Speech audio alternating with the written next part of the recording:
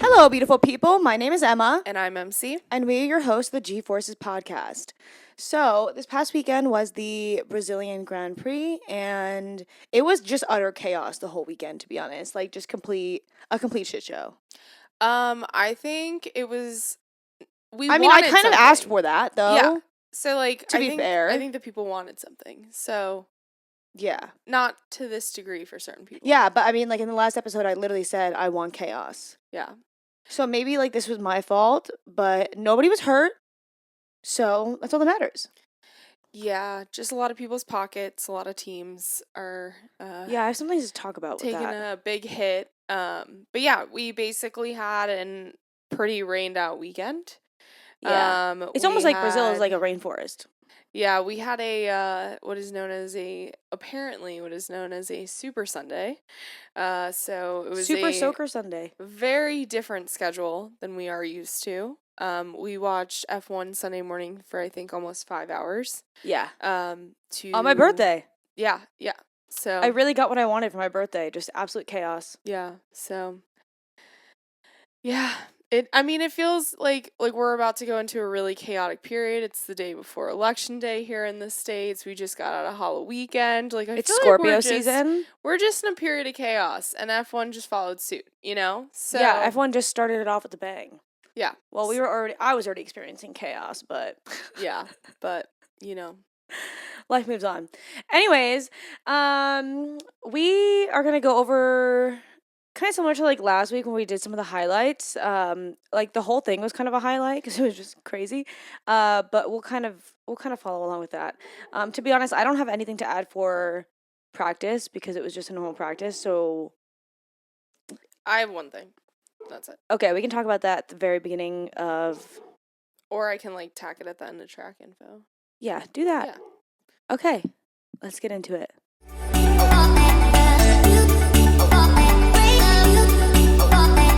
All right, Mary Catherine, as always, where are we? We are for the Brazilian Grand Prix. We're in Brazil.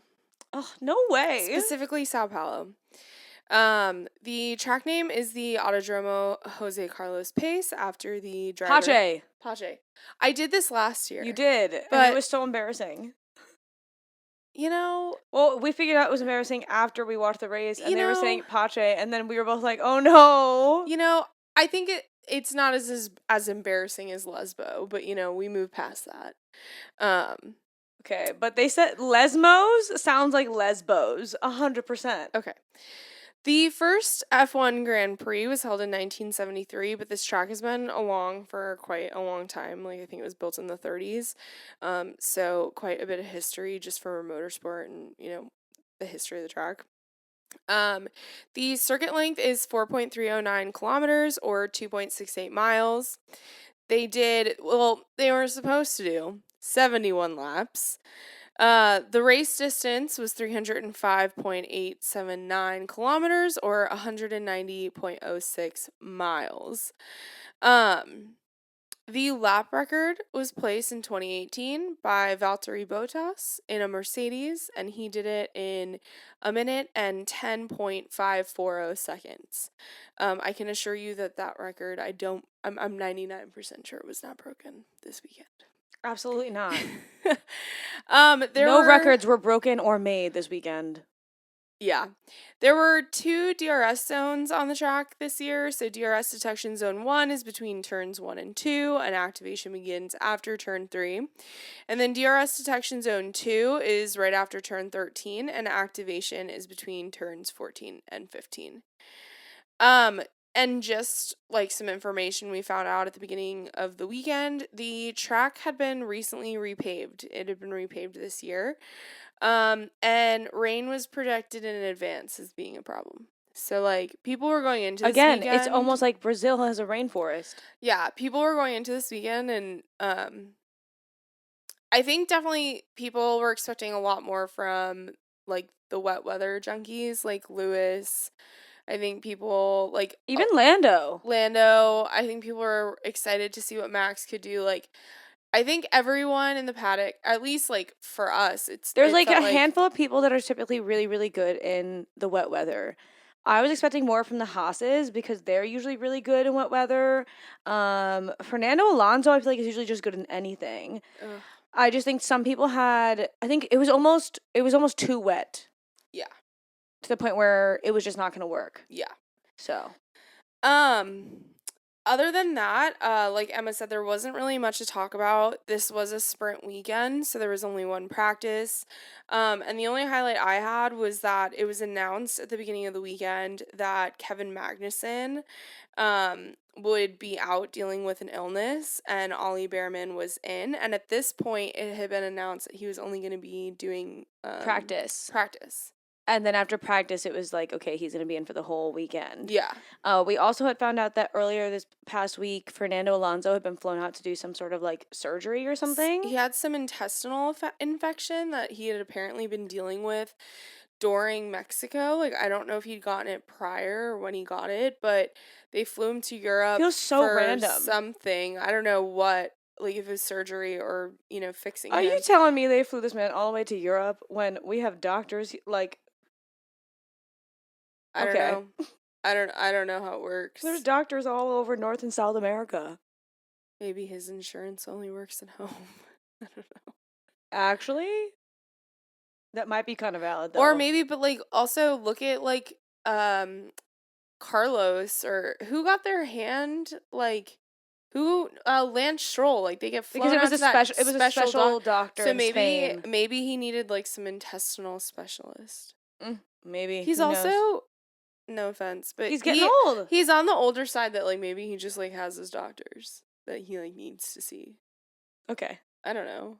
Let's I not don't be know how mean it to him. works. I don't know how it works. Anyways, that was just it on the track and Okay. practice. Okay, we're gonna get into sprint qualifying now.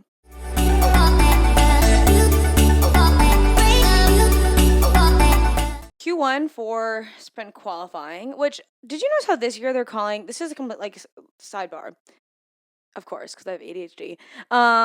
Did you notice how this year they call it sprint qualifying, where last year they were calling it the sprint shootout? I mean, I feel like every year they change a name slightly. Yeah. On everything. Yeah, that's true. Yeah. Anyways, I don't like sprints. no, neither do I. But this weekend, in sprint qualifying in Q1, we actually had some interesting things happen in Q1. So Alex Albon was actually in P3 in Q1, which is crazy, and the McLarens were P1 and P2.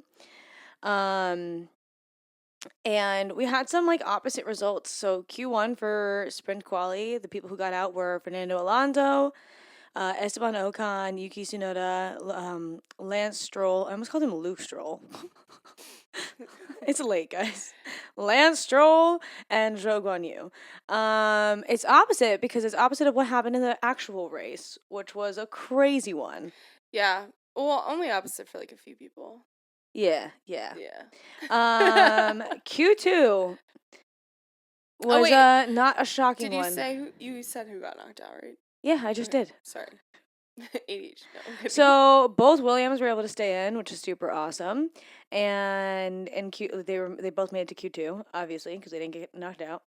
And Lewis on his like second lap, so on his first one, he had gotten like 11th place, and then on his second one, he was gotten 13th, and on his second one, he was only able to improve to 11th, which is interesting because he is historically quite good here.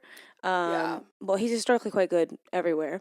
But he was having the worst weekend ever. Truly, like that man was like, "Get me out of here now." I think him and Fernando could tie for like most pain. Yeah. And misery. Yeah. So who got out were Lewis Hamilton, Nico Hulkenberg, Checo Perez, Franco Colapinto, and Valtteri Bottas. And then in Q3, Nothing crazy happened other than Ollie Behrman's time getting deleted because of track limits at turn 2, which then dropped him down to 10th place because they were not he didn't do another one. So, and that order was Oscar P1, Lando P2, Charles P3, Max P4, Carlos P5, George P6, Pierre P7, Liam Lawson P8, Alex Albon P9, and Ollie Behrman P10. Do you have any other notes for sprint quali? No, I just had the order. I really Okay. didn't have much. Well, then we're going to talk about the sprint.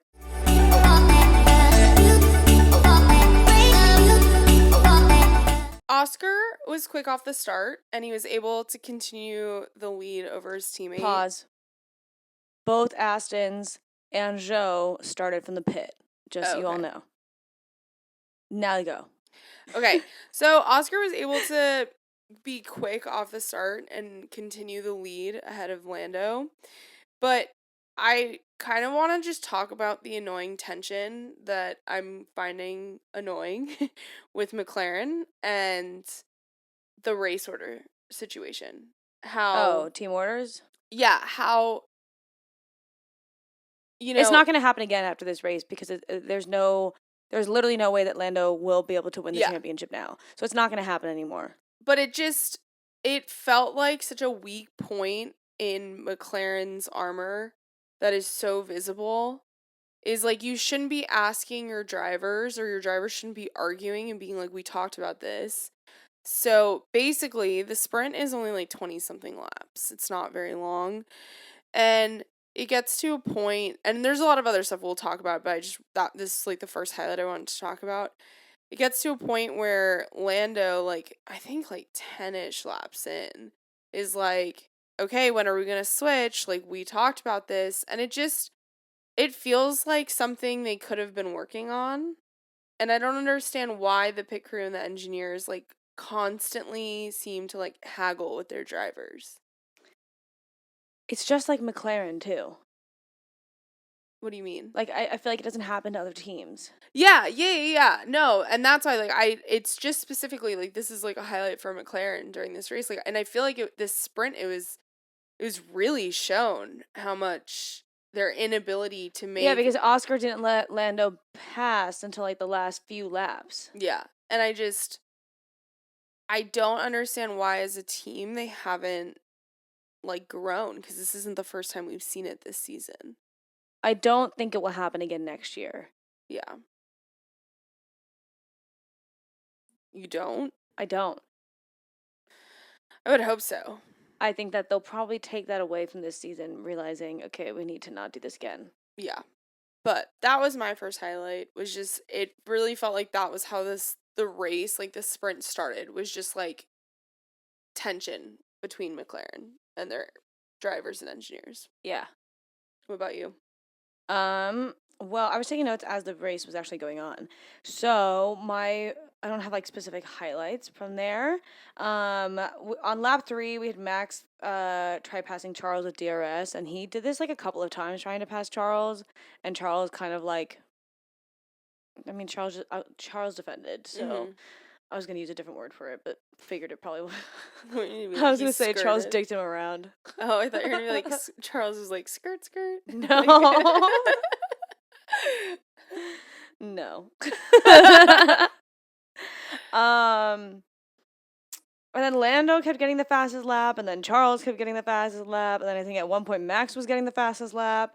It was kind of a little hectic. Lap 6, Lando was only 0.6 from Oscar, 0.6 of a second from Oscar, so like it was very close, and then he backed off a little bit, and then he was like 1.5 to 2 seconds behind, but I think he was just like sitting there, so he wasn't stuck in dirty air the whole time.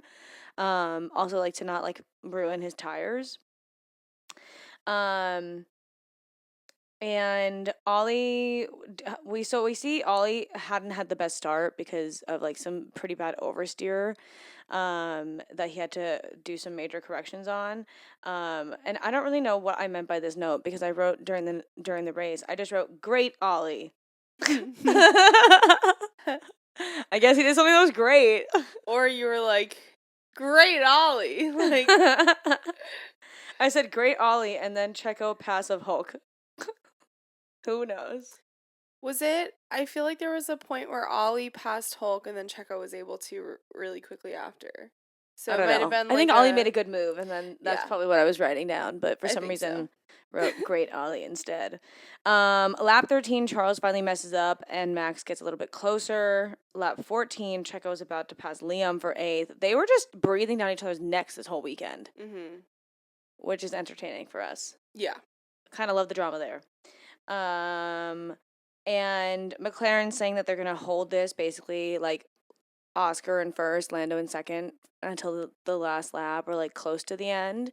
Um, I think it's because we've seen Oscar die when he gets put behind sometimes. Yeah, that's what we were talking about when we were watching was like maybe from a strategy point, they were like, let's keep Oscar in the clean air for longer. Like Lando can handle this. But I just they're for those that are like again, I say this every week, but for those that are new to the sport, this is just such a risky maneuver because there is a chance in every single race that a safety car or red flag can be raised and you might not be able to swap positions. And it's such a short race that there's every opportunity that, you could be under a safety car, stuck in the positions you're in, finishing the race. So, I mean, and that's kind of what happened yeah. in this And it's race. really something, the pundits like Hinchcliffe was talking about. Did I say Hinchcliffe? Yeah, you said Hinchcliffe. That I It's did not like that. Hinchfield. What is it? I think it's Hinchcliffe, Yeah. but we just call him Hinch. Hinge. Okay. Anyways, I just all of a sudden my That brain gave me the farted ick. because you made a face. Anyways, he was talking about how like it is such a risky move what they're doing by not swapping, but I don't know. Again, it's where that wacky tension is. Like it's just awkward. It's like Yeah. there's there's so and maybe it's the knife edge that you have to like balance on when you're making these strategic decisions, but I don't know. There was every opportunity it couldn't have worked out. What? I'm just laughing. It was every opportunity that this couldn't have worked out. But, Yeah, yeah. I agree. Lap 18, Max finally passes Charles. Um, Lap 20, Checo finally passed Liam. And then Hulkenberg's car just starts smoking out of nowhere. Still don't really know why. Do you know why? No, directly at the back. Basically, like all that it said online was that he had an issue mechanically and he pulled off track. I really didn't look that much further into it. But I'll have to see if it like they publish anything. But nothing like formal came out of it. And so he was stopped on the track and a yellow flag went up. And at this point, that's when McLaren was like, okay, we need to swap right now. And so they swap. And right after they swap, you see Hulkenberg get out of his car in the background of like Like the within frame. seconds. And then because Hulk was out of his car, that's when the virtual safety car went up. And it was almost like divine timing for McLaren of like, okay, you had the chance to pass and now you did it. And immediately that's when the VSC comes up. And that was deployed for like the last 2 to 3 laps. And then on the very last lap, a green flag went up and Max looked like he was going to jump it. Yeah, And he was really pushing up like Oscar's like behind. Like he was really just like it was like Jesus Christ. he Like was walking a fine line with the rules this weekend, I felt like, for some of them. yeah. And I saw a lot of people commenting that like they're like that's the like risk you have to take as a world champion. So Yeah, but like also whatever, I guess. I'm not saying I'm saying that, I'm just saying that people are. So the sprint ended and it ended up being P1 Lando, P2 Oscar, P3 Max, P4 Charles, and that's all I wrote down because that's all I cared about apparently. Um Apparently, while Max did, not apparently, it did happen. While Max did finish third, he was given a 5-second penalty, dropping down to fourth. And on top of the 5-second time penalty, which I didn't realize had happened, he was given a penalty point on his license for being above the minimum time at the virtual safety car end. And so basically, he'd sped up enough and gotten close enough to Oscar that he, like, Oh, so he was penalized then for it. yeah. Ah, Yeah. suck to suck. And my note says, honestly, I think he was kind of annoyingly aggressive towards Oscar, but I think that just kind of shows my bias of being an Yeah, Oscar fan. we're Oscar fans. Yeah. So. But yeah, so it ended up being Lando, Oscar, Charles, Max, Carlos, George, Pierre, Checo. So. And so on. Yeah. Okay. So we are gonna go into regular race quali now. Because it's a sprint weekend. And it was this is when the chaos really started, to be honest. Yeah. So prepare yourselves, that's all I'm saying. Buckle in. It's gonna be a roller coaster ride. Okay.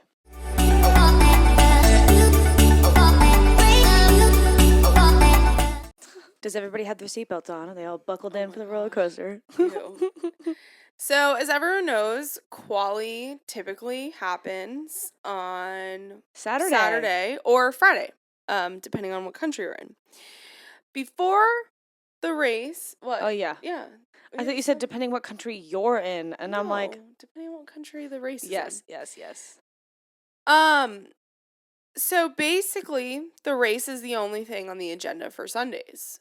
Well, as we said, rain was forecasted all weekend, and rain really decided to come in Saturday afternoon. It was like the heavens opened up.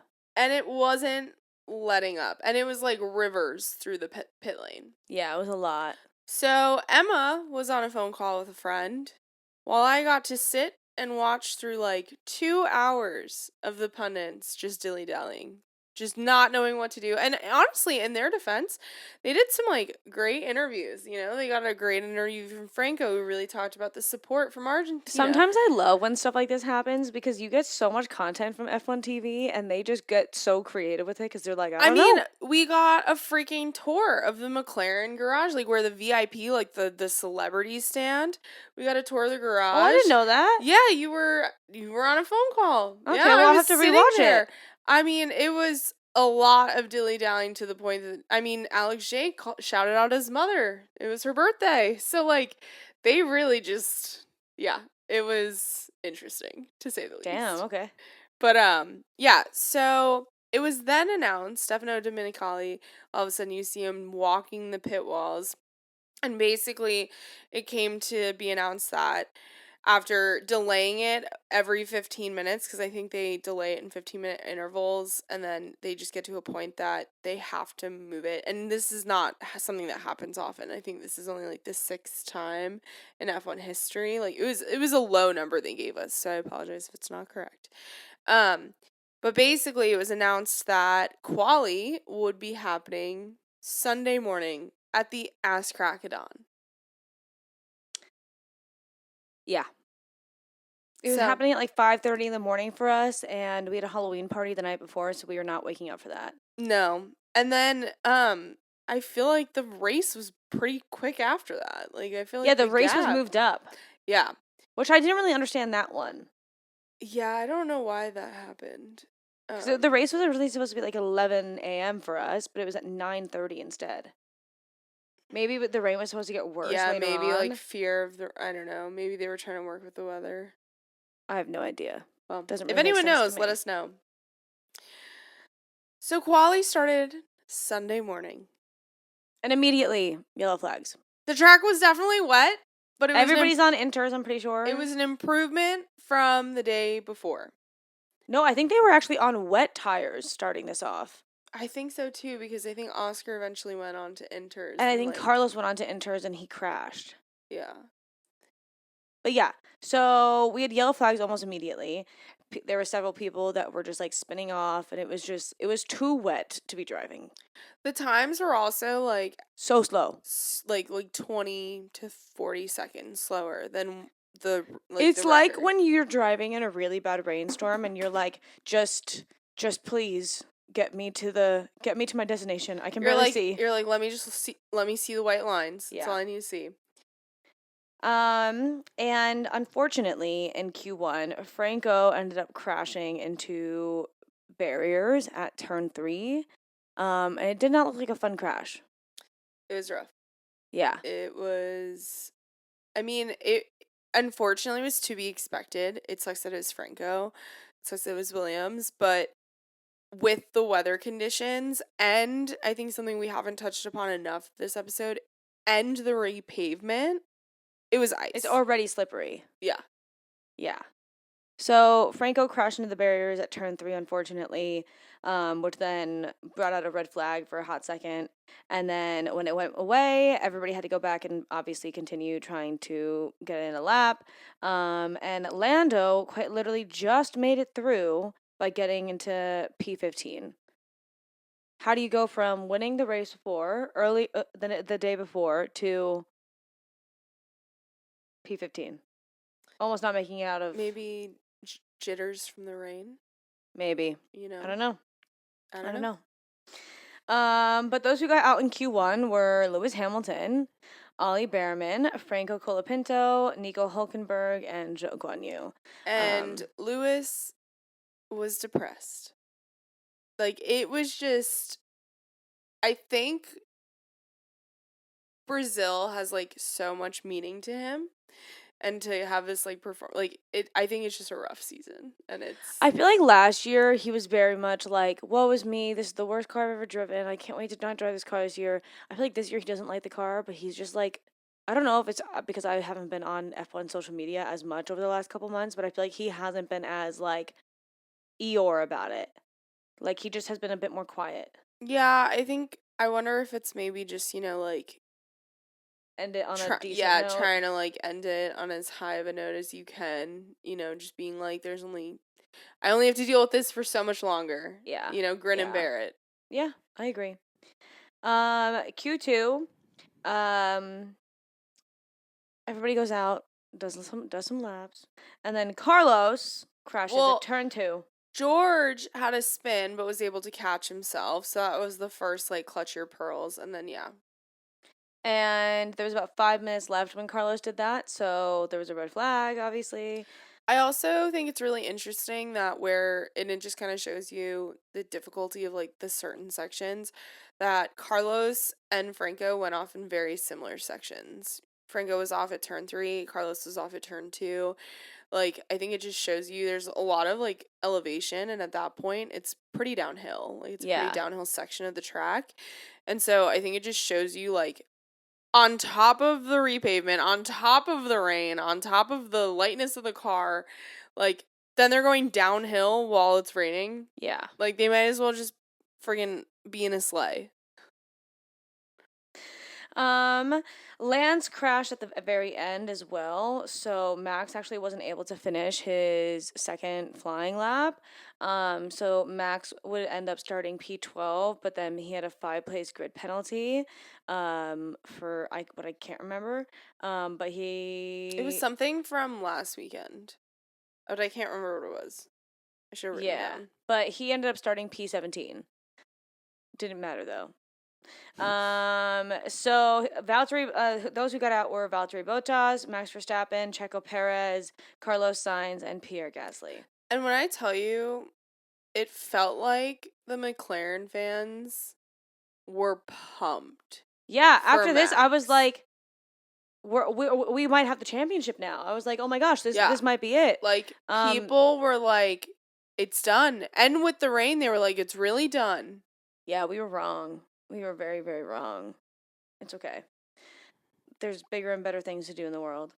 Q3, Lance Stroll did make it through to Q3, but because of his crash at the end of Q2, he was not able to actually drive and participate in Q3. So only 9 cars were actually driving.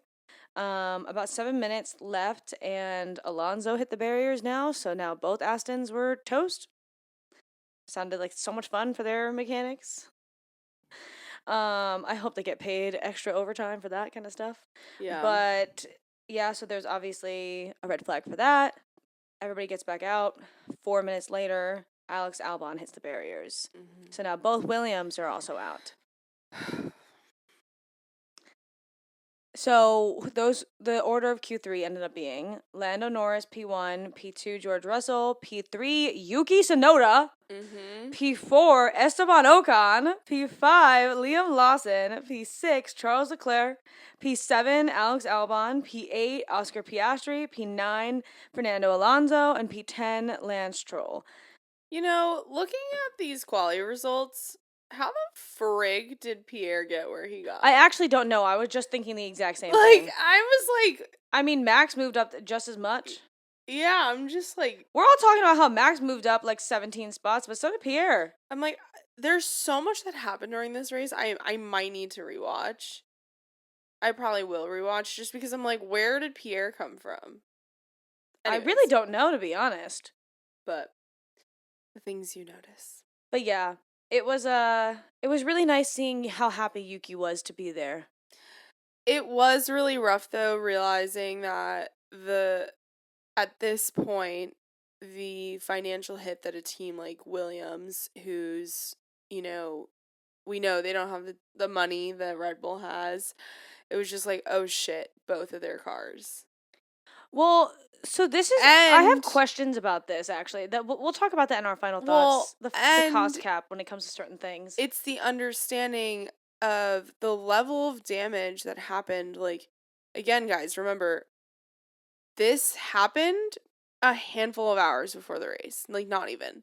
Because of the rain from the day before. So it's not even like they're going into, like, the afternoon and then they have the No, following they had like morning. 4 hours. They had, like, Not I even. wonder if it's No, because it was 5:30 to 9:30, so 4 hours from start to start.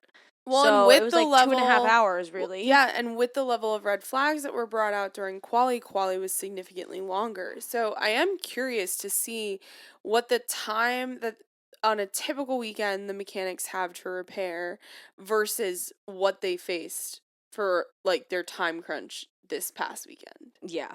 Like, I would just love to know the hour comparison. Yeah. But All right, we are going to go into the race now, and it's a long one, for sure. yeah.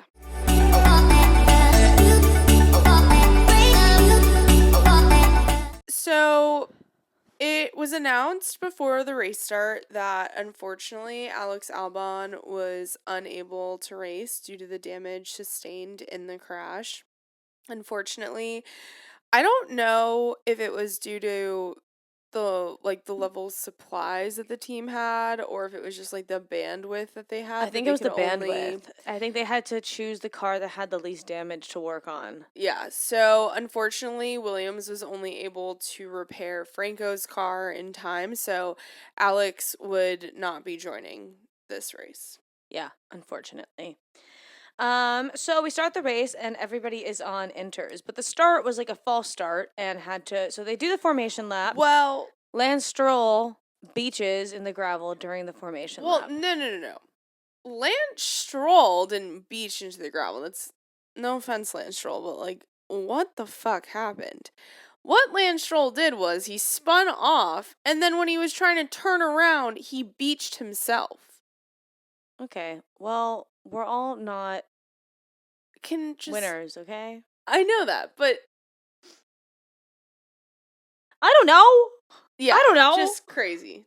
But that was basically what I was deeming crash number 1. Trying of the to pay race. attention to a race this complicated, severely hungover. Well, and it was so hard. It was so long, you guys. Like it was 2.5 hours. It was more than that. I think Yeah. it was like 3 hours once everything was all said and done, to be honest. So the Lance Stroll beaching is what I deemed crash number 1 of the race. Yeah, I think that's what everyone deemed crash number 1 of the race. But because of that, they all pulled up to their like starting box, their grid boxes, and Lando actually had a false start essentially and started going, but like not like at actual full speed, but like half of the grid followed him, so he was under investigation for a start infringement, but because half of the grid followed him, he didn't get penalized for it. And Franco, like originally on that first one, had pulled into the right box, and then when they went to go do it again, it was just a shit show. So they had to do another formation lap. And then eventually they were finally in their grid boxes. After a hot minute. Yeah. It was and it was a long enough time that I think they let the mechanics back on the grid. They did. They brought the tire warmers back out. Yeah, so everyone was just chilling for a It was sec. very confusing. And I think it's because it happened so fast and it was so uneventful when it happened that it was I was just like, what's happening right now? Yeah. So George ended up having a much better start than Lando, and he got into the lead. Lando should just stop getting pole because it doesn't work for him ever, actually. I honestly don't really remember Lando's start because I was so focused on the Esteban, Yuki, and Liam 3 across in the start. Yeah, I remember you like freaking out about that. Because all of a sudden I more just saw Lando like get absolutely bodied by George, and I was like, well, not a surprise here. Well, and I do feel like the McLaren wasn't as dominant this race as I don't know. I think it was the rain. yeah. I think I don't know if this McLaren is good in bad weather. Last Yeah, year it was. I don't know about this year. it just seemed like it didn't have the like energy that The that it's had the last few races. Yeah. And I think you saw that in the start. Oh, 100%. Max and Lewis were fighting over 10th place. Max ended up passing him into turn 1 after a little bit. So like I said, Max was starting P17 and is already at this point trying to pass Lewis for 10th. Yeah. Super fun. Checo ended up spinning off and dropping to the bottom of the field. Hey, it happens. It happened to like half of the grid at one point, to be honest. As of lap 4, Lando was already closing in on George. The first couple of laps, I was like, Lando might have this. Like, he might be able to get back up. And then he didn't. And they got screwed because of a strategy call, because of a safety car. Yeah. Like, there is no knowing. Yeah. Max ended up overtaking Pierre for 9th, and then Fernando Alonso for 8th. And this is before lap 10. Yeah. So 17th to 8th. This is when we find out that Ollie has a 10-second penalty for colliding with Franco. But it actually did more damage to Ollie's race than it did to Franco's. And so Ollie was like, why? Like, yeah. The radio message. Nothing happened to very Franco. Funny. Yeah. Because I think it ended up like spinning Ollie around, but Franco was just like continued moving. By lap 10, Max passed Oscar and then Liam for 6th. Yeah. He's now up 11 places. And we're not even like 15 laps in. Yeah. Max was like a dog with a bone. Lap 12, Lewis went off a bit and re-entered next to Franco in 12th, and then Franco ended up passing him because they had like a little wheel-to-wheel action, and it was really nice to see the crowd cheering him on. He had a massive crowd at this race this weekend. According to some of the pundits, the flights between Argentina and Brazil, like between Sao Paulo and unfortunately Buenos Aires, were like sold out. That's so cool. That's like cool. So many people were coming, and yeah, I think there's an excitement for Franco that is insane. I love that. In the best way, yeah. Lap 15, the order of like the top 3 at this point was George, Lando, Yuki. So things were still going well for those who had started in those positions. That's when we were found out that the race was going to be 69 laps because of like the 2 formation laps and like the hecticness of it. And then we see Carlos go off track at turn 4, and he, similar to what happened to Checo earlier on, ended up dropping to P15. Again, it happens, okay? Mm-hmm. Lap 25, Charles pits and comes out 13th. People were just like dropping like flies. Like they would go in and they'd come back out like in last place, essentially. And then Hulkenberg ended up beaching off track at this point. Another one, which brought out the VSC. Many of like the second half of the grid ended up coming in for new tires at this point. But like the top half of the grid did not. And Lando and George actually were 2 people from the front of the grid who ended up going in, but they ended up going in while the VSC was ending, so they kind of got screwed there with that. Well, and something I didn't really realize, I think I was so overwhelmed by everything else that was happening when Hulk beached. He received a push from the marshals, Yeah, and and he ended up he getting a black resulted in a flag. black flag, and so he ended up getting disqualified. Yeah. So That that was hasn't happened since crazy. like 2003. Yeah, that was crazy. Because it happened so fast. And I remember the pundits talking about a black flag, but I don't think I like put two and two together because there was so much other crap happening. Yeah. And I associated Hulk being off the grid with, oh, he just like had damage. I didn't realize the severity. Yeah. Um so lap 30, a safety, well, so he had gone off track and like he had people that like literally helped him, like because the marshals helped him re-enter. He started racing again. And I wonder if he like almost forgot about that being a rule because they haven't had that flag come up in like 20 years practically. So I don't really know. But at lap 30, a safety car ended up getting called out because of worsening conditions, just to like slow everybody down because the rain was getting so bad. And the order at this point, because Lando and George had gone in to get their tires changed, was P1 was Esteban, P2 was Max, P3 was Pierre. I still don't know how he got there. P4 was Lando, and P5 was Oscar. We had found out that Oscar was going to have a 10-second penalty because of a collision with Liam Lawson, which was kind of well deserved. To be fair, that one I understood, but also I literally don't think he intended to actually hit Liam. I think he actually could not stop the car. Yeah. I think it was so slippery. Lap 32, so under the safety car, lap 32, a red flag goes out because Franco Colapinto crashes. So the one Williams car that was repaired and that was actually in the race ends up crashing. It was It was really heartbreaking. sad, actually. And because of this, everybody has to go into the pits. Well, there's no rules about red flags where you're not allowed to get your tires changed. And so everyone that hadn't got their tires changed, They get a completely free pit stop. took the opportunity to switch their tires, and they'll go back onto the grid And in they the never had to same get a free order. pit stop. So technically, I think the top three never pitted. Nope. They did a completely pitless race, Yep. technically speaking. Which Lando, rightfully so, commented on. Yeah, he said that's not talent, that's luck. No. That's what he that said. One, not that one. No, I know I heard about that one. No. Him talking about on the radio, he was like, well, I guess everyone just gets a free pit stop now. And so, like, there was already, like, annoyance, you know? But, like, I don't know. It's tough. I feel like that rule is a little rigged. And I'm not saying it just because we're McLaren fans and like Lando kind of got screwed in this situation. I actually think that the fact that you're allowed to like actually still do stuff under the red flag and like being sitting in the pit, that doesn't make sense to me. It's a strange sort of, like, it feels like a little loophole-ish. Yeah. Um, Like and when a I'm- team in soccer gets a timeout, the other team doesn't get to go talk to their coach and everything else. Yeah, it's. I just. I think it's just another inconsistency. Yeah.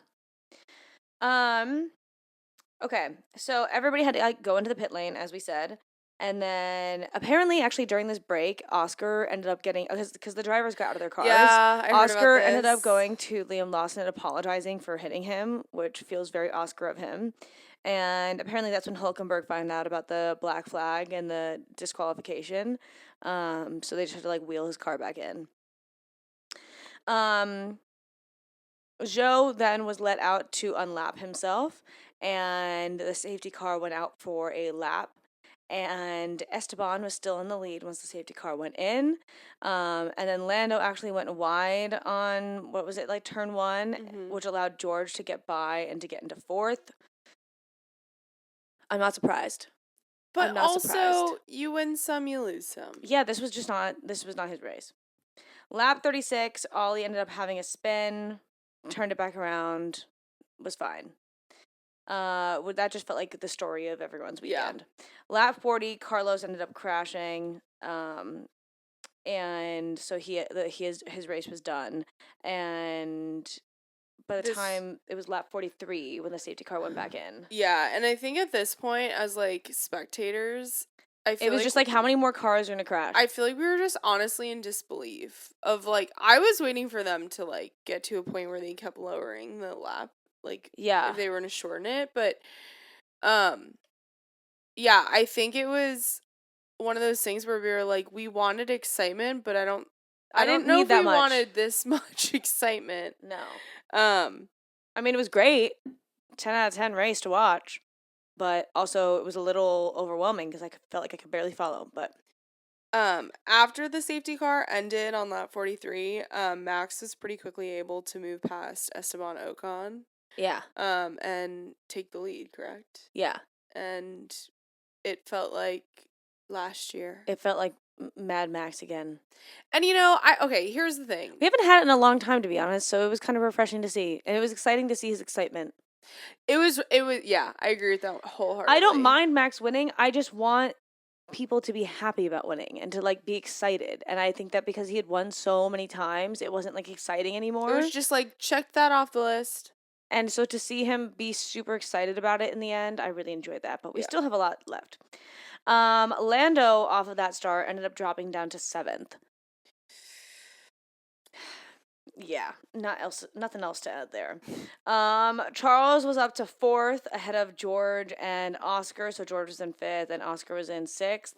By lap 46, McLaren had the drivers swapped in hope that Lando would be able to pass Charles and George and whatnot. Leclerc had gone off a little bit, and George ended up going straight through to 4th. By the time that lap 52 happened, there was a double yellow flags that came up because Oscar ended up having a little bit of a slide off, but he came back on and he was okay. But who was right behind him? What was it? Checo who was right behind him? Who finished right behind him? I don't have the finish results for some reason. I guess It was Yuki Yuki finished right behind him. I don't remember who he had slid off and then somebody was up his ass. I honestly can't remember. There was a lot of content. Max was 7 seconds ahead of Esteban Ocon at this point. Checo tried to find a way past Liam, but suffered a wide moment, and Lewis ended up going through, which, again, I feel like this is happening, every single weekend now. Two people are fighting, one of them has a wide moment, and then the person behind just passes. Yeah. This happens, every weekend. Lando was told on the radio to try to get as close to Charles as possible because of Oscar's penalty, so that Oscar could get as close to Lando and Charles and create a bigger gap in hopes that maybe his place would not jump down. It did by 1, but it's not that big of a deal. And then we saw Max win by a total of 19 seconds. Yeah. But we saw 2 Alpines on a podium. Yeah. The French war is over. It was 2 little French boys from Normandy. So exciting. It was just I loved watching them pass their champagne down to the team after celebrating on the podium. Seeing them hug afterwards, people were like, never in my life did I think I would see Esteban and Pierre hug each other. I think it was, listen, we've given Alpine quite an earful this past season of just what the frig is going on. You're a mess. And I think they're just probably still sitting there in disbelief of well, this moved them up 5 spots in the Constructors' Championship too because of how many points they got from it. Yeah. I still don't know how Pierre got there. I actually it's bothering me. I don't know how he moved up so much. I'm just it was so exciting to see genuine excitement on the podium. And I hate to say that because I think they're all excited, but I think it was just one of these moments where you were like... It's the unexpected podium. It's the unexpected win. Yeah. I love that stuff. So, the actual order in the end was P1 Max, P2 Esteban, P3 Pierre, P4 George, P5 Charles, P6 Lando, P7 Yuki, P8 Oscar, P9 Liam, P10 Lewis. So we had double points per Visa Cash App Racing Bulls again. I don't know about, again, but just so you know. 11th Checo, P12 Ollie, P13 Valtteri, P14 Fernando, P15 Joe, DNF Carlos, DNF Franco, DNS Alex, DNS Lance, DQ Nico. This will definitely be a race for the history books, to be honest. It's gonna be one that people are gonna rewatch over and over again. Oh, yeah, 100%. Okay, we're gonna go into our final thoughts because I have a lot to say. I think. Oh At Lord. least I have one thing I know I want to talk about. Okay.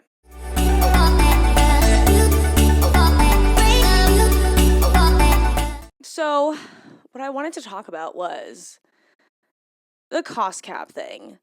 Like, do you get to a point where you have teams like Williams who have crashed so many times this season?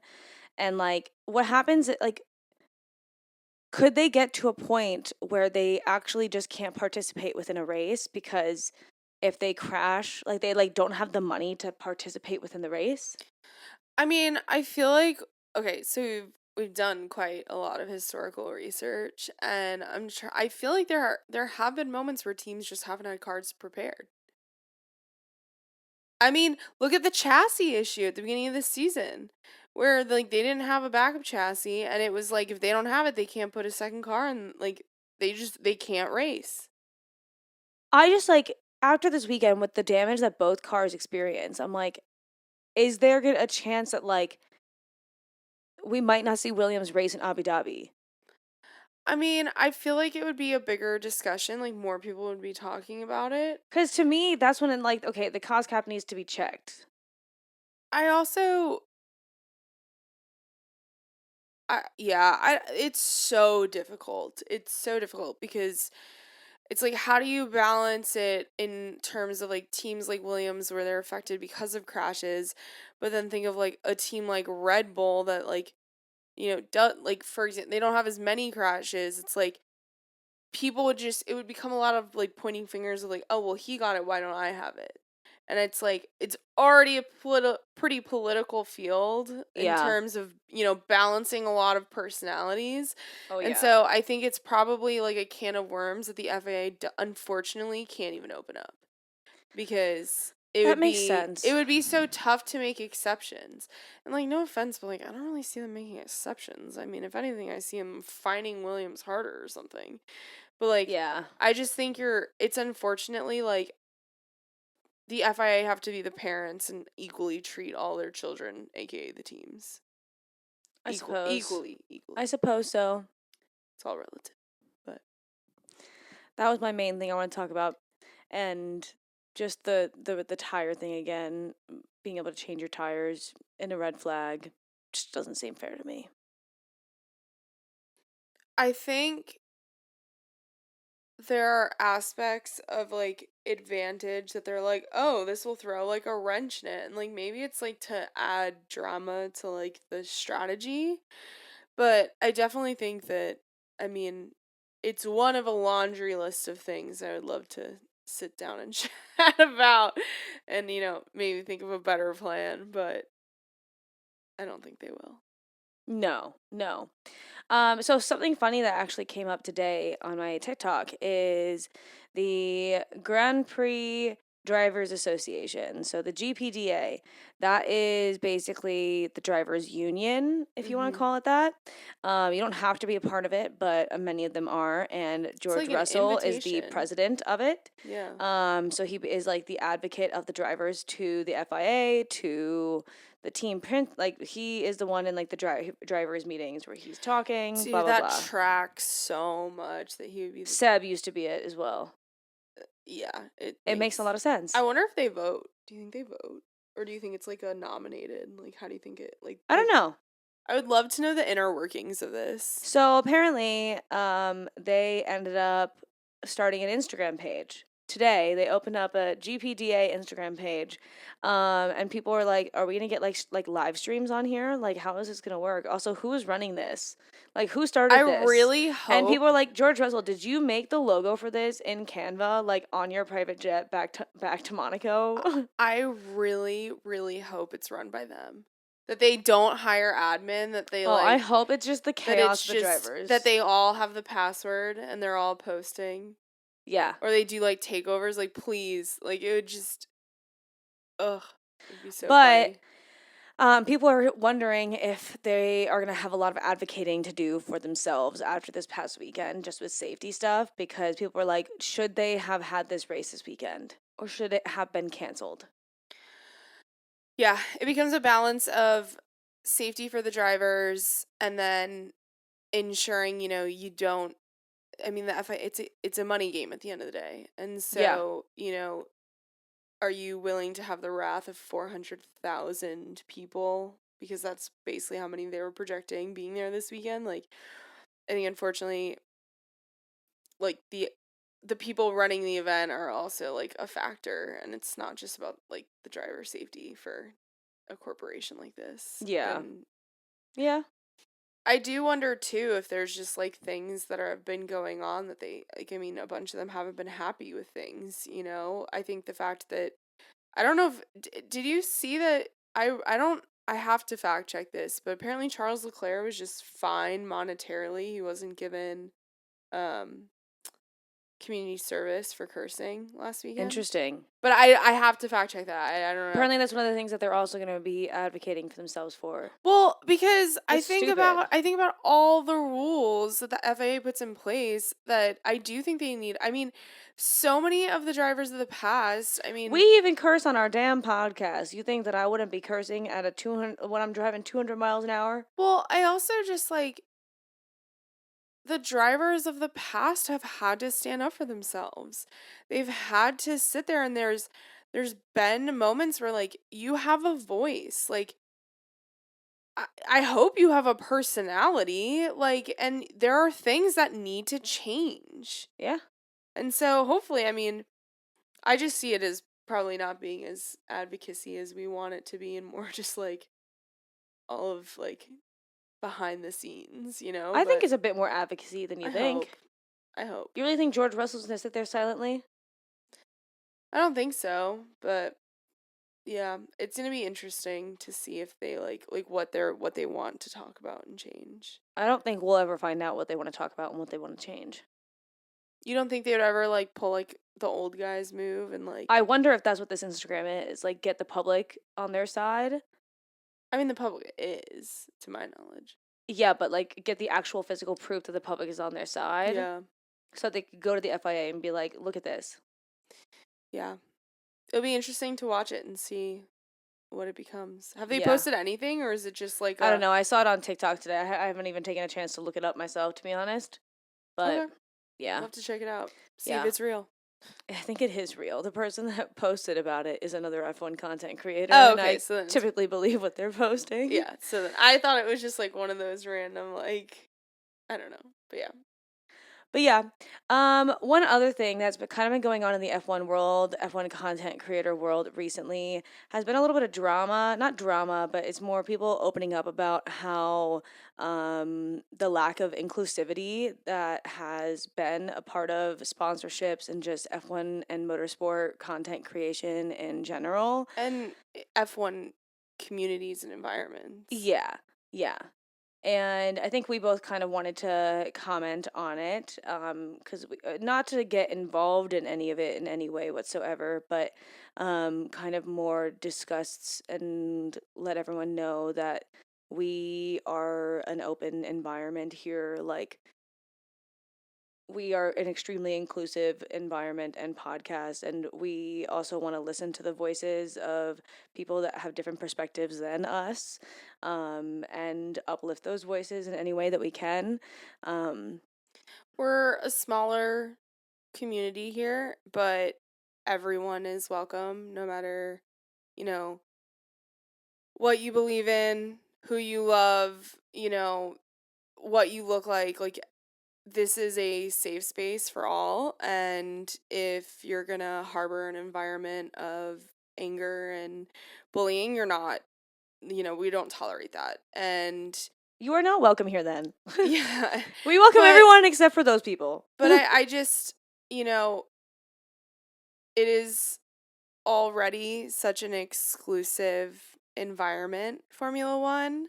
Why are we going to further create that when a lot of us want to make a change for a lot of people. And so, you know, we definitely want to just let everyone know that, like, we don't stand for that, and we don't have patience for that. And if we are in an F1 in a creator environment and we see it, like, I I fully believe we will stand up and say something, because it's just not okay at Well, all. and hearing about how, like, there's been some companies who will give sponsors to, like, there's one TikToker who's in Australia, Mhm. and she was talking about how when the Australian Grand Prix comes, they typically don't even invite like F1 Australian content creators. They'll just like invite regular like influencers, and it's like typically they have like a specific look to them.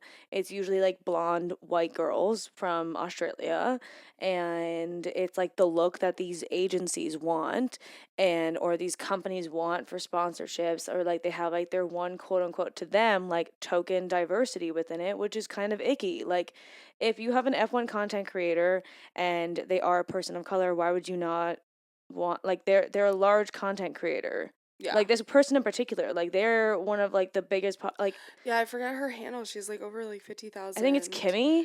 But it's just, we need to Shame on those shame on companies those and those companies, agencies for not wanting to bring somebody who is a large voice within the community just because they don't fit whatever mold you whatever your want. agenda is, you know. But But yeah, we just kind of wanted to talk about that. Okay, so the next race is Vegas. ugh, And that's not for like another couple of weeks. It is before Thanksgiving this year, I'm thankfully. so I'm so depressed about it. Why? I don't like Vegas. I don't like the timing. I don't really like it. I'm sorry. Well, I think it will be. I think if I have my timing correct, It's not as late as, it's not like, I well, think it's, I believe that like Saturday we'll be driving home from Nashville to New York, and by the time that we like get to New York, the Grand Prix will be on because it will be like on at midnight or 1 a.m. yay, just what I want to A do after 14-hour car 14 ride. hours is sit down. But yeah, I just like Texas, Miami just do it so much better, in my opinion. Oh But yeah, yeah. But that's what the next race is. We'll probably put out one more episode mhm. before then, just a get ready episode because we haven't done one of those in a couple of weeks. And I think that's everything. Make sure to like, subscribe, follow, do all the things. Yeah, We're getting closer to the end of the season. we So, are. I think unfortunately I don't see the drivers like championship changing. no, nothing's changing for the rest Yeah, of the season, I don't think. I think it would be nigh impossible. Yeah. But But alrighty. Bye, guys. bye.